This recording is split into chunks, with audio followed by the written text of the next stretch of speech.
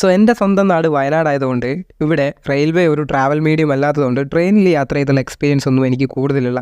പിന്നീട് കണ്ണൂരെത്തിയ സമയത്ത് കൂടുതലായിട്ട് ട്രെയിനിൽ യാത്ര ചെയ്യേണ്ട ആവശ്യങ്ങൾ വന്നതുകൊണ്ട് ട്രെയിനിൽ യാത്ര ചെയ്തേ പറ്റൂ എന്നുള്ളൊരു കണ്ടീഷനിലെത്തി.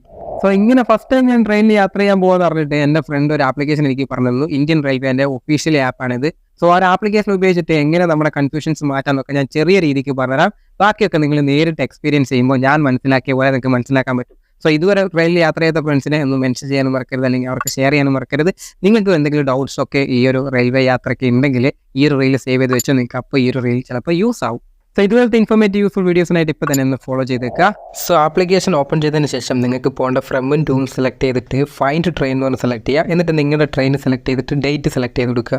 സോ ആ ഒരു ട്രെയിനിൽ ക്ലിക്ക് ചെയ്താൽ നിങ്ങൾക്ക് ഇപ്പോൾ ആ ഒരു ട്രെയിനിൻ്റെ കറണ്ട് എവിടെ എത്തി എന്നുള്ളതൊക്കെ ഈ ഒരു ആപ്ലിക്കേഷനിൽ കാണിക്കും. ഇനി നമ്മുടെ സ്റ്റേഷനിൽ എത്തുമ്പോൾ അത് ഏത് പ്ലാറ്റ്ഫോമിലാണ് വന്ന് നിൽക്കുക, ഏത്